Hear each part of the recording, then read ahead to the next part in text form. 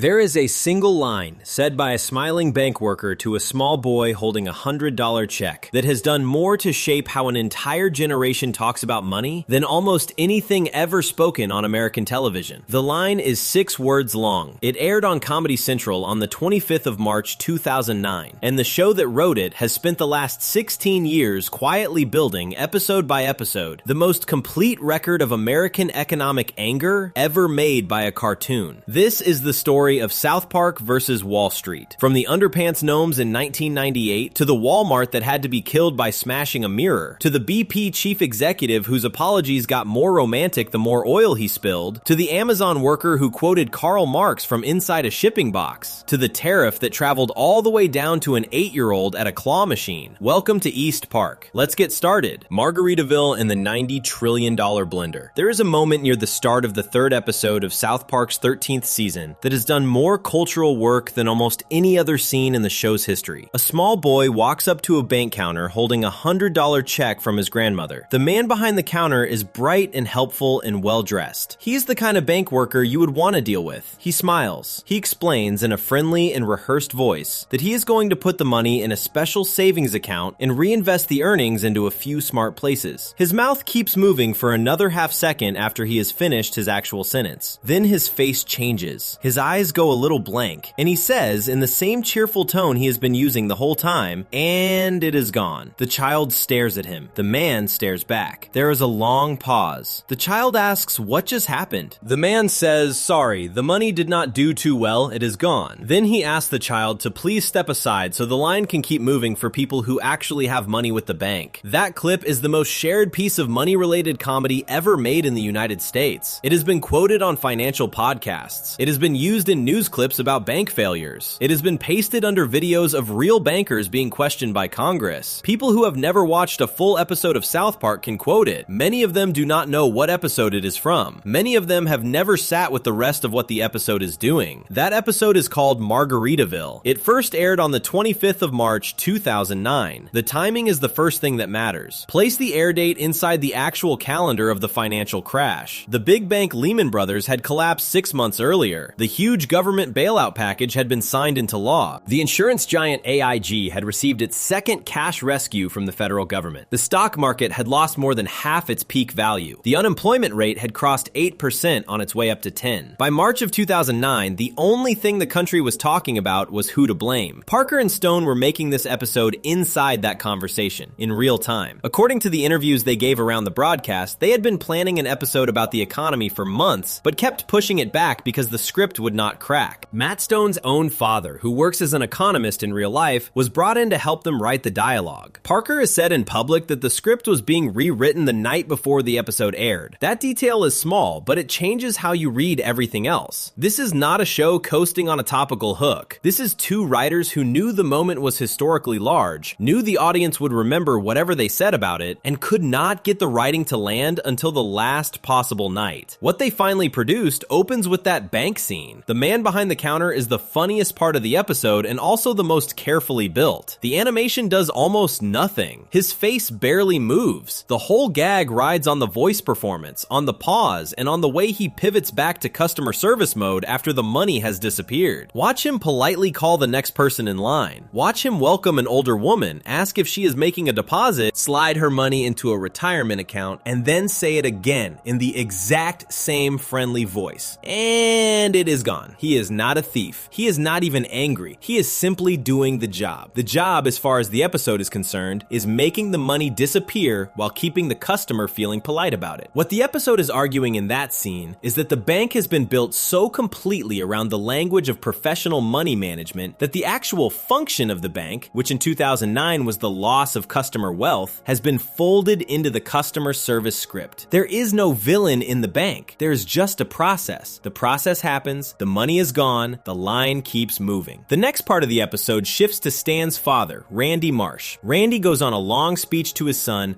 about how the country is in trouble because people kept buying things they did not need. The whole time he is saying this, he is making himself a frozen drink in a brand new Margaritaville machine, which is a real product, and which he bought on a payment plan he cannot afford. The noise of the blender drowns out half of his lecture. His son sits there confused. Randy keeps yelling about other people being foolish, while he uses the foolish thing he just bought. That is the second piece of the joke. Randy is not the bank. Randy is the regular person who spent money he did not have on a thing he did not need, then blamed everyone else when the bill came due. The episode wants you to feel the gap between what Randy is saying and what he is doing. He is the customer. He is also part of the problem. The blender is sitting right there. The longest and most carefully built section of the episode is what happens to Stan when he tries to return the blender. He cannot return it to the fancy store where his dad bought it because the store does not take returns on payment plans. He goes to the finance company that gave the family the credit. The finance company tells him that the money owed for the blender has been packaged together with a lot of other money that other people owe, and the whole package has been sold to someone else. Stan asks who. They give him an address. He walks to the next building. The next building tells him the same thing, that the money owed has been bundled together and sold off. So he keeps walking. Each scene gets shorter than the one before. The wood paneling gets nicer. The men in suits get older. The chain leads to the New York Stock Exchange, then to the United States Treasury Department itself, where a small group of officials in a serious-looking room confer for a moment, look at some charts on the wall, and tell Stan that the blender, after going through the entire chain of the American money system, is now worth $90 trillion.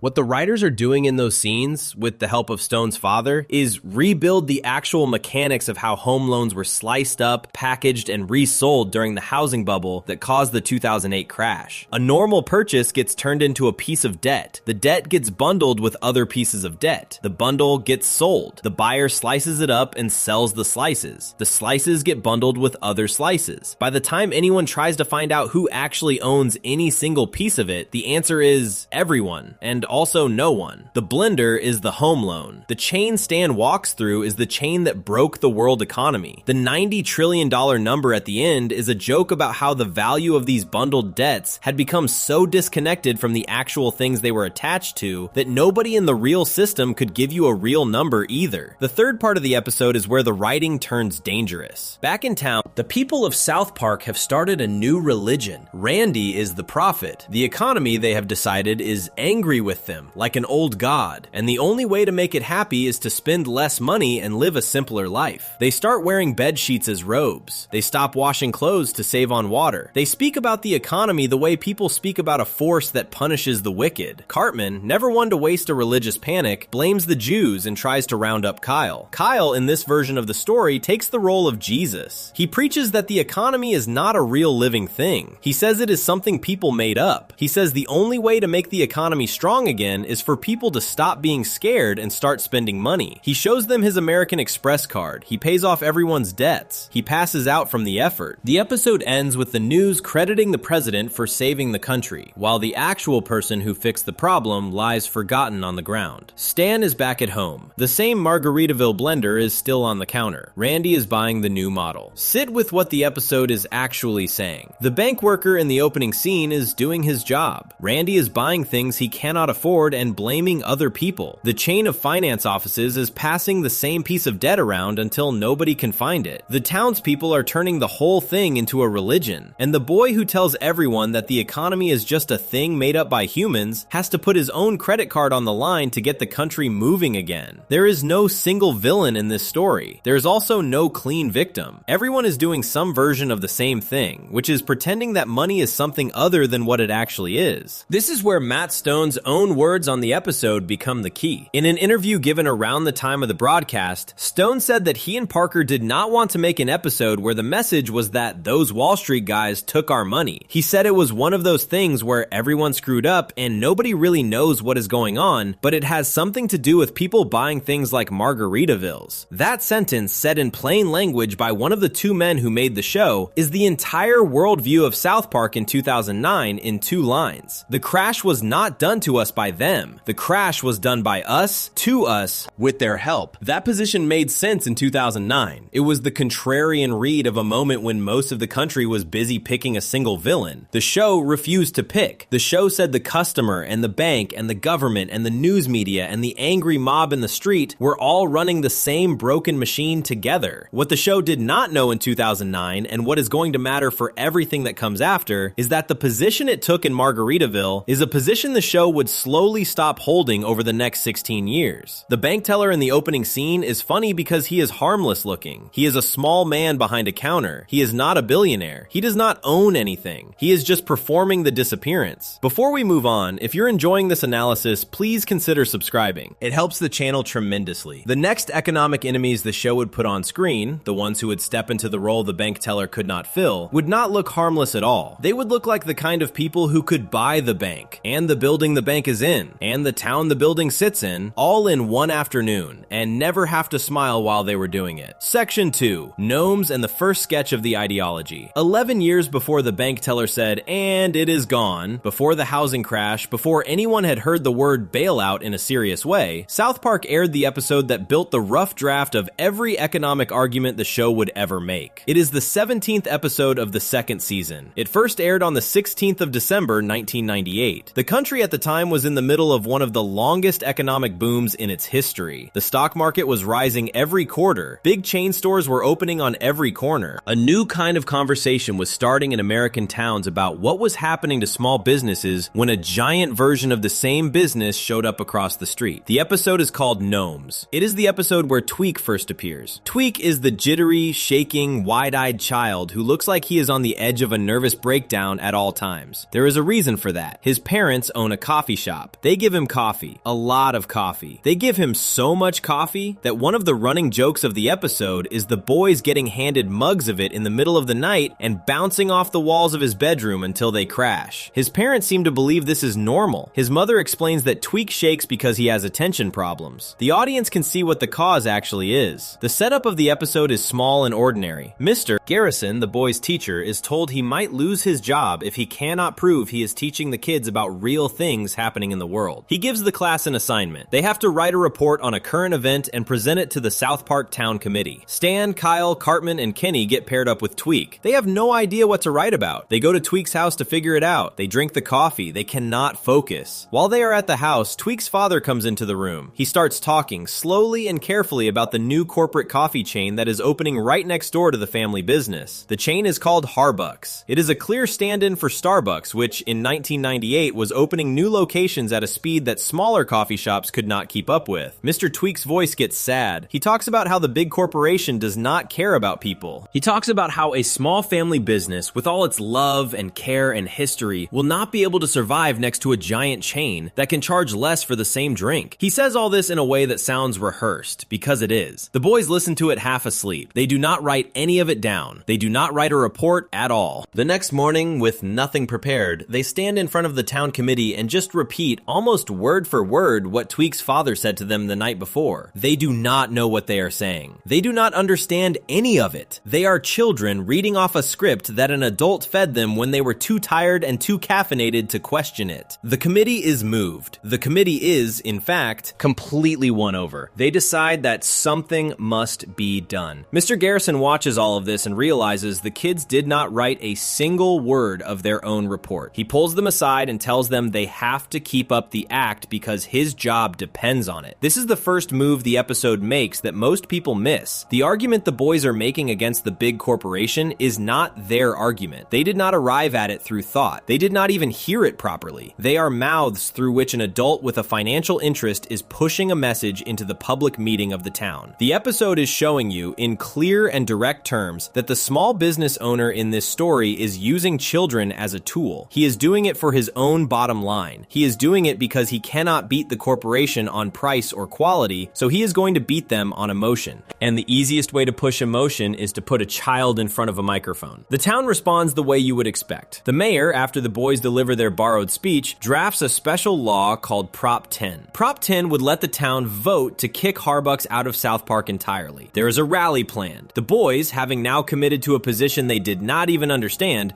are told they have to give another speech right before the vote. They panic. They have nothing to say. This is where the gnomes come in. The underpants gnomes are tiny, hooded creatures who sneak into Tweek's room every night at 3:30 in the morning. They steal his underpants. They have been doing this for years. Tweek is the only one who notices. The other boys, finally awake enough one night to actually witness the gnomes in action, follow them. The gnomes lead the boys down to a secret cave underneath the town where hundreds of them are hauling carts of underpants across the cave floor while singing a marching song about their work. The boys ask the gnomes what they do with the underpants. The gnomes are happy to explain. They show the boys a chart that has 3 steps on it. Step 1 says collect underpants. Step 3 says profit. The middle step, step 2, is just a question mark. The boys ask what step 2 is. The gnomes do not have an answer. They are genuinely confused that the boys are asking. They have never thought about it. They just collect the underpants and then somehow profit comes, and that is the whole plan. That joke, written into a children's cartoon in 1998, escaped the cartoon. The phrase underpants gnomes is now used by real economists, real business writers, real news anchors, and real members of Congress to describe a plan that has a clear beginning and a clear desired ending and absolutely no idea about the middle. Politicians have been mocked for having underpants gnomes economic policies. Failed startup pitches have been called underpants gnomes pitches. The phrase has appeared in academic papers about how revolutions, business plans, and political movements often skip the part where they actually have to explain how step 1 leads to step 3. A throwaway joke from a coffee shop episode has become, in serious adult writing, one of the most useful shorthand phrases for hollow thinking in the entire English language. What the episode does next is the part that makes gnomes the rough draft of the South Park economic worldview. After the boys get their lesson from the gnomes, they go back to the town meeting. The Prop 10 vote is about to happen. Everyone expects them to deliver another tear-jerking speech about the death of small business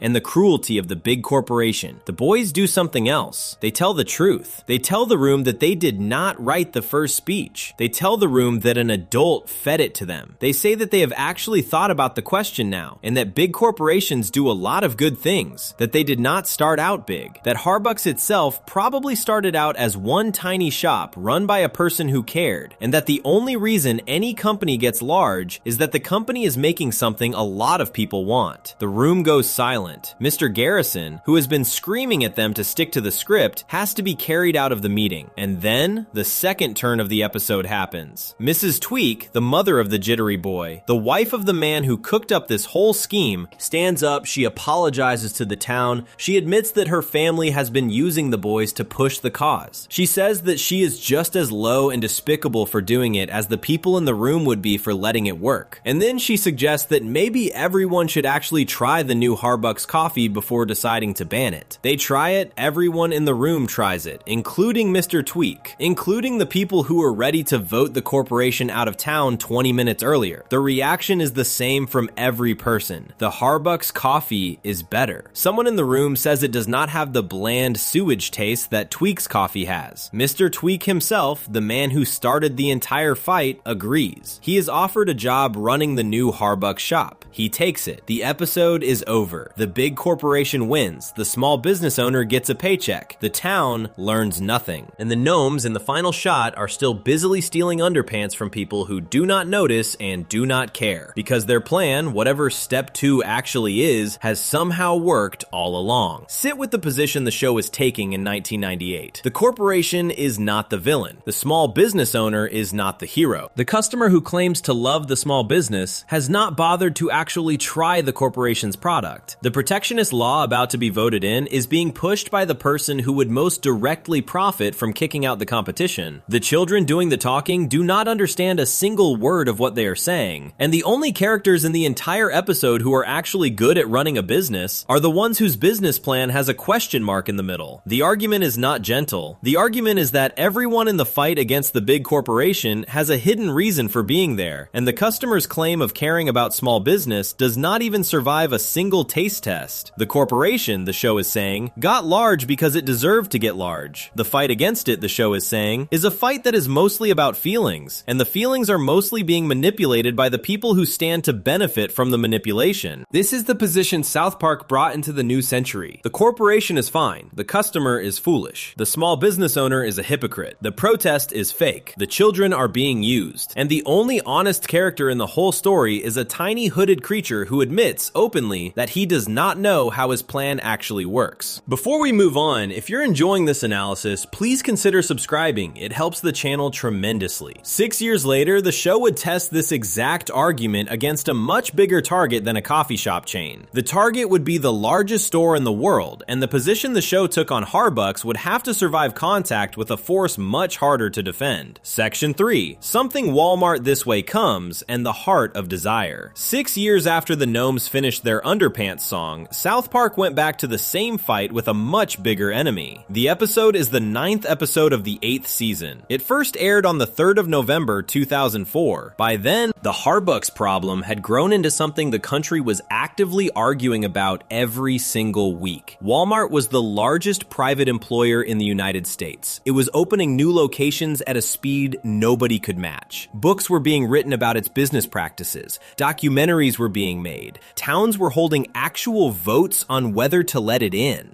The conversation about big chain stores killing Main Street, which had felt almost theoretical in 1998, had become a real and angry national fight. The episode is called Something Walmart This Way Comes. The title is a play on a Ray Bradbury novel and the Disney movie made from it, and the whole episode borrows the style of a horror film. Most of the visual jokes in it are nods to old movies about evil houses and possessed buildings. The Walmart in the show is treated like a haunted thing. It calls to people. It speaks to them in their sleep. It has a heart, and the heart can be killed. The story opens with a small bet. Cartman tells Kyle that he heard people void their bowels at the moment they die. Kyle says that is ridiculous. Cartman says he will bet $5 on it. The bet sounds like a throwaway joke. It is going to come back 3 different times in 3 different scenes, and each time it lands on a different death. The town gathers at a field for some kind of opening event. Everyone is excited. Nobody seems to know exactly why they are there. Then the new Walmart is unveiled. It is enormous. The doors open. The bargains are unbeatable. Every person in town walks in within a minute. They start filling carts. They start filling trucks. They keep going back. By the next morning, every other store on Main Street has shut its doors. The local pharmacy, the rhinoplasty office, the diner, all of it. Empty windows. No customers. The town has not been bombed. The town has been emptied by choice. This is the first move the episode makes that separates it from gnomes. In 1998, the town threatened to use the law to keep the corporation out. The vote happened. The corporation won the vote on its own merit because the coffee really was better. In 2004, there is no vote. There is no law. There is just behavior. The corporation moved in, the prices were lower, and every single person in the town walked there with their feet. The democracy already happened. It happened at the cash register. The small businesses lost the only election that mattered. Stan's father, Randy, is the first to lose himself to the store. He starts coming home with bags he cannot carry. He passes out at the dinner table from how much he has bought. He cannot explain why he keeps going back. He just keeps going back. The show treats this as a real addiction. The look on his face when he is inside the store is the same look someone has at a slot machine. Randy is not a villain in this episode. Randy is the customer the episode is most interested in. The boys decide they have to do something. They convince their parents and most of the town to swear off the Walmart. The town agrees. Then, almost immediately, everyone breaks the promise. Randy breaks it first, when Stan accidentally shatters a glass, and Randy realizes he could replace the entire set for almost nothing if he just drove down to the store. The boycott collapses by dinner. The customer cannot keep the customer's own promise. The town then escalates. They march to the Walmart and demand that the manager shut it down. The manager seems strangely sad. He tells them he is also a prisoner of the store. He cannot help them. He asks them to step outside and meet him in 5 minutes. They wait outside. The manager throws himself out of his own office window with a rope around his neck. He hangs there. He dies. And then, exactly as Cartman predicted, his body voids itself. Cartman turns to Kyle and reminds him about the $5. Kyle is too horrified to argue. The townspeople do not know what to do with what they just saw, so they burn the building down. They sing a campfire song while it burns. The fire eats the whole structure. Everyone goes home feeling that the problem has been solved. The next morning, the Walmart is back, completely rebuilt, brand new. The shelves are full again, the lights are on, the customers are already in line. A worker rebuilding the parking lot tells the boys that the order to rebuild came from the headquarters in Bentonville, Arkansas, which is the real-life address of the actual Walmart corporate office. The boys realize they are not fighting a single building, they are fighting the source. They get on a bus and travel to Bentonville. Cartman comes with them, even though he is secretly working for the store, because the store has started talking to him in his head and telling him to stop his friends. He tries to slash the tires of the bus. They get there anyway. They walk into the headquarters and ask to see the man in charge. The man in charge is named Harvey Brown. He is one of the founders. He looks tired. He is sorry. He knows what his company has done to small towns. He explains in plain words that the way to kill the Walmart is to find and destroy its heart. The boys ask where the heart is. He tells them. Then he asks the boys to tell the world that he is sorry. And in the same way the manager did, he turns a gun on himself in his own office and ends his life. His body voids itself. Stan begs him not to. Cartman laughs and tells Kyle he now owes him $10. The boys go back home. They sneak into the Walmart. They follow the directions to the heart, which is hidden behind a wall of television screens, in a clear nod to the kind of scene you see in a movie where the hero finally meets the monster face to face. What they find is not a man and not a machine. The thing on the other side of the wall is a strange, shape-shifting figure that calls itself Walmart. It puts on different hats. It claims to be a person, then it drops the act and starts laughing at them. It tells them that all of this, the addiction, the dead small businesses, the dead managers, the dead founders, all of it was always going to happen because the heart of the Walmart is something the boys cannot destroy by breaking a wall. The heart of the Walmart, the figure tells them, is a mirror, a literal mirror leaning against the back wall of the store. The boys ask why a mirror. The answer comes through Stan and Kyle's father standing right behind them. The reason the heart is a mirror is that the Walmart is the people of South Park. It is them looking at themselves, getting what they wanted at the price they wanted to pay. They built it by walking through the door. They keep it alive every time they walk through the door again. Kyle smashes the mirror. The building begins to shake. The figure laughs harder. The walls collapse. The Walmart sucks itself into the floor the way a haunted house in an old film falls into a sinkhole. Then, before it disappears, the building voids itself. Cartman wins his bet a third time. Kyle owes him $15 now. The boys go home. The town gathers. Randy gives a speech. The speech is the thesis of the entire episode put into one paragraph. He tells the town that the Walmart was them. He says that if the people of South Park want to keep the small town charm of their small town, they need to be willing to spend a little more and walk a little further and accept that the local store will not have everything in stock. He says that the way they kill the corporation is by being the kind of customer the small business actually needs. The town nods. The town then immediately heads to the local pharmacy called Jim's Drugs to support local business. The final shot of the episode is the part most people forget. The camera shows the front of Jim's Drugs with shoppers streaming in and out, and then the show speeds up time. The store gets bigger. It expands. It buys the building next door. It buys the lot across the street. It puts up a parking lot. Within a few seconds of screen time, Jim's Drugs has become exactly the same size and shape as the Walmart that just got destroyed. The town, having learned the lesson about how the customer is the engine, goes right back to making the next monster. The next shot shows Jim's Drugs on fire. The town is burning it down. Randy sighs and says, "All right, let us not make that mistake again." The crowd agrees. They turn around, they head off in the same direction to the next store down the street. The credits roll. The argument the episode is making is not subtle. It is the same argument the show made in Gnomes, only louder, sadder, and with more dead bodies. The corporation got large because the people wanted what the corporation was selling. The corporation cannot be killed by burning the building because the building is not the thing. The thing is the desire. The mirror is the heart. As long as the person looking into the mirror keeps wanting cheap things and convenient things and fast things, the building will rebuild itself overnight, every night, in some new shape, with some new name, on some new street. This is the show at the absolute peak of the position it took in Gnomes. The customer is the problem. The protest is fake. The boycott is broken before dinner. The dead managers and dead founders who get the most graphic and humiliating deaths the show has ever animated are not really being killed by their own corporations. They are being killed by the customer's appetite, which the corporation only feeds. Burn down the Walmart and the town will turn the pharmacy into a Walmart. Burn down the pharmacy and they will turn the hardware store into a Walmart. The cycle is the people. The people are the cycle. The show stayed on this position for years. It would say versions of it again and again in different episodes with different targets. It would mock Whole Foods. It would mock organic food. It would mock the customers more than the companies almost every time, almost without exception. Before we move on, if you're enjoying this analysis, please consider subscribing. It helps the channel tremendously. Then, 6 years later, an oil rig in the Gulf of Mexico exploded, killed 11 workers, and dumped more crude oil into open water than any accident in American history. And the show that had spent a decade saying the corporation is just doing what the customer wants would have to look at a corporation that had done something the customer never asked for. Section 4. The Coon Trilogy and the BP Cthulhu Apology Tour. On the 20th of April 2010, an oil rig in the Gulf of Mexico called the Deepwater Horizon exploded. 11 11 workers died on the rig that night. Over the next 87 days before the well was finally capped, somewhere around 200 million gallons of crude oil leaked into the open ocean. Beaches in 5 states were soaked black. Birds came in covered. Fish came in dead. The fishing industry in the Gulf was crushed for years. The company responsible for the rig was the British oil giant BP. The man on television defending the company, day after day, was the BP chief executive at the time, an actual, real person named Tony Hayward. He apologized in interviews. He apologized in printed statements. He apologized in carefully shot television commercials. The apologies kept coming, and the oil kept spilling. 6 months after the explosion, on the 27th of October 2010, South Park began airing a 3-episode story arc that took the entire disaster, the apologies, the news coverage, the corporate response, and the helpless feeling of watching it happen, and turned all of it into something stranger than anything the show had done before. The 3 episodes are Coon to Hindsight, Mysterion Rises, and Coon vs. Coon and Friends. Together, they are usually called the Coon trilogy. They are the longest single connected story South Park had ever attempted up to that point. They are also the first time in the show's history that a real, named, currently sitting corporate executive was put on screen and used as a recurring character across multiple episodes. The setup of the trilogy is layered. The boys have been playing superheroes. Cartman calls himself the Coon. He has been trying to lead a team of fellow superheroes for a while with mixed success. The other boys have their own costumes and their own names, including Mysterion, who is Kenny, and Toolshed, who is Stan, and the Human Kite, who is Kyle, and Mosquito, who is Clyde, and a strange and gentle character named Mintberry Crunch, who is going to matter more by the end of the trilogy than anyone watching the first episode could possibly guess. The Coon and Friends are trying to be taken seriously. They are trying to get on the news. They are trying to build a brand. While the boys are running around in capes, a BP drilling vessel out in the Gulf of Mexico hits a new oil leak. One of the workers on the rig says,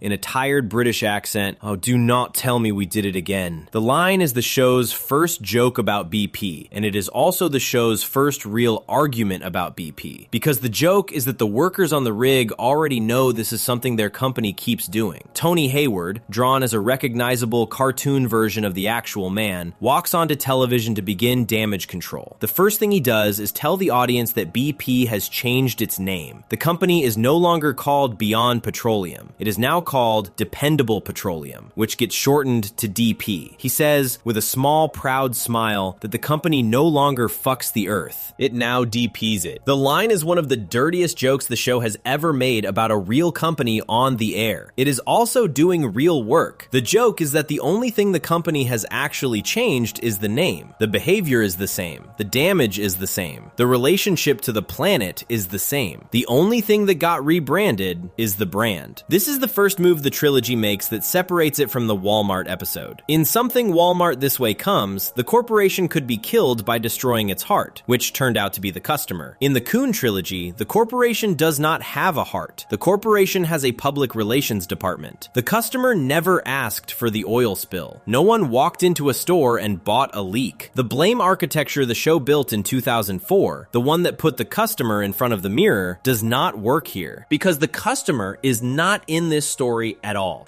The customer is on the beach watching dead pelicans wash up. Hayward's response to the spill is to film a commercial. He stands in a quiet room. He looks straight into the camera. He says in a soft and serious voice, "We are sorry." The commercial cuts. He is now standing in a forest. He looks at the camera. He says, "We are sorry." Cut again. He is on a beach. "We are sorry." Cut again. He is in a wheat field. The locations get more and more beautiful. The lighting gets softer. The music swells. The apology is the same in every shot. The whole sequence runs long enough that the joke stops being funny and starts feeling familiar. Because anyone who watched American television in the summer of 2010 had seen the actual Tony Hayward in the actual BP commercials doing almost exactly this same thing. Then the spill gets worse because BP keeps drilling. The company tries to plug the leak by drilling a deeper hole next to it. The deeper hole opens a crack in the floor of the ocean. The crack is not a crack in the earth. The crack is a doorway into another dimension. Strange creatures begin to climb out of it. Giant tentacled things. Things with too many eyes. The Gulf of Mexico is being attacked on screen by aliens that have been let in by an oil company that drilled too greedily and too deep. Hayward films another apology commercial. "We are sorry." The locations are getting nicer. The apology apology is getting longer. The boys in their costumes fly down to the Gulf to help. This is where Captain Hindsight enters the story. Captain Hindsight is a superhero whose entire power is showing up after the disaster has happened and explaining, in calm professional detail, exactly what should have been done to prevent it. He arrives at the burning rig. He looks at it. He says, well, you see, they should not have drilled in water that deep because now the machines they have cannot reach far enough down to fix the leak. The crowd nods. He says also they should have installed a backup safety valve on the pipe in case the first one broke. Someone in the crowd says, we believe they did install a backup safety valve, Captain Hindsight. He pauses. He says, then they should have had a backup safety valve to that backup safety valve. The crowd applauds. He flies away. The joke of Captain Hindsight is that he is useless and the country loves him for it. The disaster has already happened. The oil is already in the water. The animals are already dying. None of his advice can travel backwards in time to fix anything, but he gets the news coverage. He gets the cheers. The people watching at home feel like something is being done because a man in a costume has shown up to explain what should have been done. This is the show's argument about the entire cable news class that swarmed the spill in the summer of 2010. The pundits, the experts, the men and women in suits on cable news panels, all of them performing the same act, all of them saying with absolute confidence what should have been done, none of them able to make a single drop of oil go back into the pipe. Carbon becomes obsessed with Captain Hindsight. He decides the Coon and friends need Captain Hindsight to join them. The other boys want to actually help the people in the Gulf. They want to raise money. They want to bake cookies. Cartman tells them in a long, angry monologue that he does not care about the people in the Gulf. He cares about getting his team famous. The team votes. Cartman loses. The team starts a bake sale to help the victims. Cartman is humiliated. Hayward, meanwhile, films another apology. The apologies have started to look strange. He is in increasingly intimate locations. The lighting is getting softer in a way that is no longer comforting. The music is getting more romantic. The commercials are starting to look less like apologies and more like a man trying to seduce the audience. The show is making a real point about the way corporate apology campaigns, the longer they go on, stop being about the harm and start being about the relationship between the brand and the consumer. The brand is hurt. The brand wants to be forgiven. The brand needs you to take it back. The spill keeps spreading. The aliens keep climbing out of the crack in the ocean floor. Hayward decides on a new plan. The plan is to drill on the moon. The idea is that drilling on the moon will change the way the moon pulls on the ocean, which will calm the swells in the Gulf, which will let BP put a cap on the leak. The plan is insane on its face. The show plays it completely straight. Hayward delivers it on television in the same tired and sorry voice he used for the apologies. The viewer is supposed to recognize that this is what the country was actually being told in the summer of 2010, in slightly different words, about the actual fixes BP was attempting on the actual rig. BP drills on the moon. The drilling does not calm the ocean. The drilling cracks the moon open. What climbs out of the moon this time is not just an alien, it is the Dark Lord Cthulhu, a giant winged sea monster taken from the horror writing of an author named H.P. Lovecraft. Cthulhu lands on Earth. The sky turns black. The news anchor, in a tired voice, announces that the planet is now entering 3,000 years of darkness. Hayward films another apology. The location is even more beautiful. He is so sorry. The trilogy works its way to a climax that involves Cartman betraying his entire team, befriending the Dark Lord, and trying to use Cthulhu to kill all the people and groups he personally hates. Mintberry Crunch, the gentle character almost no one took seriously through the first 10 seasons of the show, turns out to have actual real superpowers, and uses them to send Cthulhu back to where he came from. The world is saved. The oil is still in the water. BP is still BP. Hayward films one final apology in the most gorgeous location yet. He tells the camera one more time that he is so very sorry. The position the show is taking in the Coon trilogy is different from the position it took in 1998 and 2004. The customer is not in the frame. The customer did not cause this. The customer is on the beach trying to clean a bird with dish soap. The corporation is the engine of the disaster. The chief executive is the face of the disaster. The cable news class is the chorus of the disaster, showing up after the fact to explain what should have been done. And the apology, the soft and quiet and beautifully shot apology, is the corporation's only real response, because the corporation has nothing else to give. The show in 2010 will not yet say out loud that the customer is innocent. The show in 2010 will still pretend that the joke is shared between everyone, but the camera knows. The camera spent 3 episodes pointed at one man in a suit, in increasingly intimate light, saying he was sorry over and over while while the planet got eaten. There is no mirror in this episode. There is no Randy speech about how the oil spill was us. Before we move on, if you're enjoying this analysis, please consider subscribing. It helps the channel tremendously. The next economic enemy the show would put on screen would not be a building. It would not be a chief executive. It would be a system. One the country had been arguing about for half a century that took in unpaid children and turned them into a business worth billions. And to go after that system, the show would put a small fat boy in a plantation owner's costume and have him ask, on camera, how they get away with it. Section 5. Crackbaby Athletic Association and the NCAA as Wall Street's junior varsity. The 5th episode of South Park's 15th season aired on the 25th of May, 2011. It is one of the strangest episodes of the entire run of the show, and one of the most pointed. The premise on its surface is so dark that most viewers describe it to others by warning them first. The episode is called Crackbaby Athletic Association. The plot involves Eric Cartman starting a basketball league in which the players are babies who were born addicted to crack, and the prize they play for is a small rock of the drug they crave. Cartman films the games. He puts them online. He gets thousands of views a day. Then he sells the rights to the league to a real video game company, Electronic Arts, also known as EA Sports. The reason this episode matters in a story about South Park and money is that the entire dark premise is being used as a tool. The babies, the basketball, the rock of crack as a finish line prize, all of it is the show's way of approaching a much larger and very real American business. That business is American college sports. The system the show is going after is the NCAA, the organization that runs college athletics in the United States. In 2011, the NCAA was making billions of dollars a year off games played by college athletes who were not allowed to be paid. Their universities sold their jerseys. Their universities sold their highlight reels. Television networks bought the broadcast rights for amounts of money that are hard to count. The athletes themselves, the only reason any of this money existed, were given free tuition and free housing, and that was it. The episode opens with Stan and Kyle watching television. A commercial comes on with a famous singer named Sarah McLachlan. Her music has been used in real life for years in commercials about abused dogs, the kind that make viewers cry on the couch. In the South Park version, the same kind of commercial plays the same kind of soft, sad music, and the subject is babies who were born addicted to crack. Kyle sees the commercial and is moved. He decides to volunteer at the local hospital where the babies are kept. He drives down, he walks in, he finds Cartman already there, holding a clipboard, looking too organized. Cartman is not volunteering. Cartman is running a business. He has gathered the babies in a separate room. He has set up small basketball hoops. He has talked the other boys, Craig and Clyde and Butters, into joining him. The babies are made to crawl after the rock of crack. They climb over each other to reach it. Cartman films everything. He uploads it. The internet decides the videos are funny. The numbers go up. Kyle is horrified. He tells Cartman to stop. Cartman points out that the videos are not just popular, they are profitable. People are paying to watch. Companies are calling. EA Sports, the real-life maker of sports video games, has offered them $100,000 and a celebrity endorsement to turn the league into a video game. Kyle, the moral character of the show, the boy who is always the one to say no, hesitates. He starts to think. He says he will only stay if the babies are taken care of. He proposes a plan. 30% of the money from the EA Sports deal will go toward building a state-of-the-art orphanage for the children. The rest can go to Cartman and the boys. Cartman agrees, faster than Kyle expects. The reason he agrees is that the public will love them for the orphanage. The orphanage is good for business. Kyle thinks he has won. He thinks he has bent the system to do something kind. The audience watching at home knows already that he has not. The center of the episode is a scene where Cartman, looking for advice on how to keep the league running without paying the players,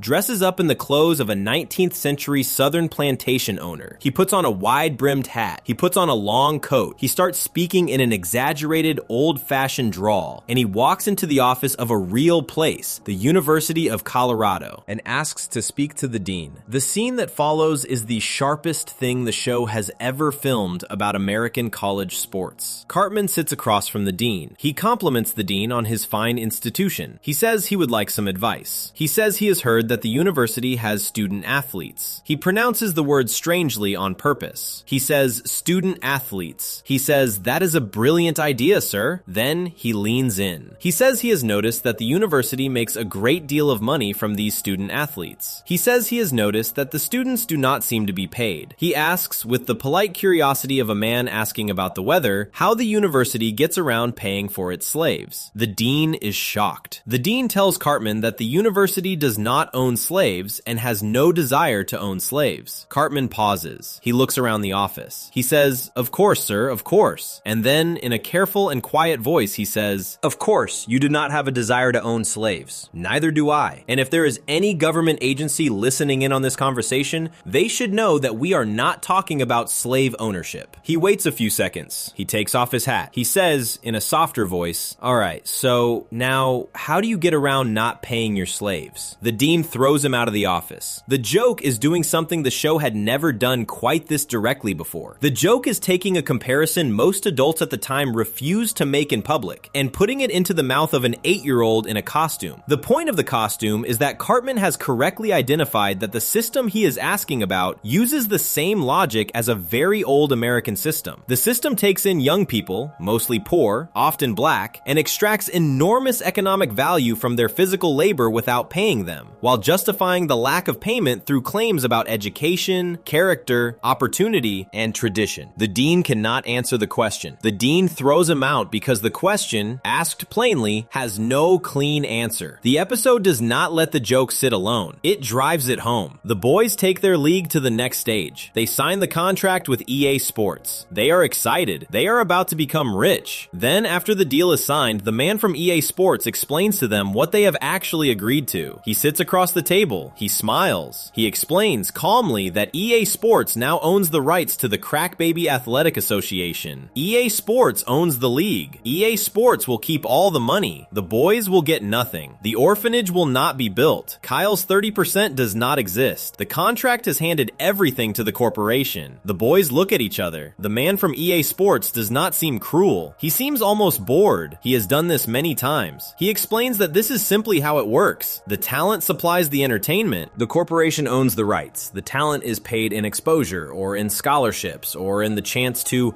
one day, maybe in some far-off future, get a real job. The exact words used by EA Sports are not the exact words used by the NCAA. The structure is the same. Kyle is destroyed. He sits in silence. The other boys are barely paying attention. They are dealing with a separate piece of news. Their celebrity endorser, the rock guitarist Slash, has been revealed to them as not real. The boys' bigger concern in that moment is whether their childhoods have been built on a lie. Kyle's bigger concern is that he allowed himself to believe he could use the system to do something good, and the system used him instead. The episode ends with a small grace note. The boys go home. Kyle and Stan walk past the spot where the orphanage was supposed to be built. The orphanage has been built. Someone, somehow, paid for it. Slash's signature hat and guitar are sitting in the corner. The episode tips a hat to Fairy Tales and walks off the field. The reaction to the episode in the real world was unusual. A man named Jason Whitlock, a sports writer who had been one of the loudest critics of the NCAA's treatment of unpaid college athletes, watched the episode and wrote about it the next day in his column at Fox Sports. He called the episode one of the most hilarious and poignant moments of television he had ever witnessed. He compared the writing to a serious crime drama spliced with a sitcom. He said in print that South Park had said in 22 minutes what serious sports journalism had been failing to say for years. What makes the episode matter to the larger story of South Park and money is the timing. In 2011, the conversation about paying college athletes was still being treated as fringe. The NCAA's official position, repeated for decades, was that the players were amateurs, that the experience was the reward, and that paying them would destroy the spirit of the game. The argument that this was a system using the language of education to cover the extraction of free labor was being made mostly by activists and a handful of writers like Whitlock. It was not yet the mainstream position. 10 years after the episode aired, on the 1st of July 2021, the NCAA changed the rule. College athletes in the United States were finally allowed to earn money from their own names, images, and likenesses. The change was called NIL, for name, image, and likeness. The system the South Park episode mocked, plainly and on purpose in 2011, was officially admitted by its own governing body in 2021 to have been wrong. The episode also matters because of where it sits inside the show's evolving position on big money. Up to this point, the corporation in South Park had been treated either as a force the customer secretly wanted, as in Gnomes and Walmart, or as a careless giant blundering through the planet, as in the Coon trilogy. The Crackbaby Athletic Association takes a third step. The corporation in this episode is not careless. The corporation in this episode is not a mirror of the customer. The corporation in this episode is calm, professional, and quiet. The man from EA Sports sits across the table and tells the boys, without raising his voice, that the contract contract they signed is the contract that exists, and the talent does not own the talent, and the money does not go to the people who made the money possible. He is doing what he was hired to do. He goes home for dinner. The episode also brought something new to the show's economic argument that the show itself was probably not yet ready to admit out loud. The argument is that there are systems in American life that look like sports or like education or like charity, and that underneath the surface they run on the same logic as Wall Street. The logic is that someone produces the value and someone else owns the rights. The logic is that the language of the institution exists to keep the producer from understanding the trade. By 2011, the show had a target the customer could not be blamed for. The Crackbaby Athletic Association is not something Randy Marsh kept buying because the prices were too low to resist. There is no mirror at the heart of the building. The customer is not the engine. Before we move on, if you're enjoying this analysis, please consider subscribing. It helps the channel tremendously. But before the show could finish thinking through what it wanted to say about this kind of system, the country itself produced a different problem. A few months after the Crackbaby episode aired, thousands of people in real life set up tents in a small park in Lower Manhattan and started shouting at the buildings around them about who owned what and who had paid for what and who had been left out of the deal. The show was going to have to come up with a position on them, and the position the show came up with would tell you more about where Parker and Stone were stuck than almost any other moment in the entire run. Section 6. 1% and the surgical skewering of Occupy Wall Street. On the 17th of September, 2011, a group of protesters carrying sleeping bags and signs walked into a small public park in Lower Manhattan called Zuccotti Park. They were there because of an idea that had been spreading online for the previous few months. The idea was that the small handful of people in the United States who controlled most of the country's wealth had bent the system so far in their own favor that the rest of the country, the regular people, had been quietly cut out of the deal. The protesters started using a phrase to describe themselves. The phrase was, "We are the 99%. The people they were angry at were called the 1%. The protest was given a name, Occupy Wall Street. The encampment in Zuccotti Park lasted for weeks. It spread to other cities. There were tents in Boston, in Oakland, in Denver, in Seattle. There were drum circles. There were people shouting at the buildings of the big banks. There were arrests. There was endless cable news coverage. The country had not seen a protest movement this loud, this geographically wide, or this focused on money since the labor strikes of the early 20th century. By late October, the question of what to do about Occupy Wall Street was a question every late night host, every morning show, and every cable news network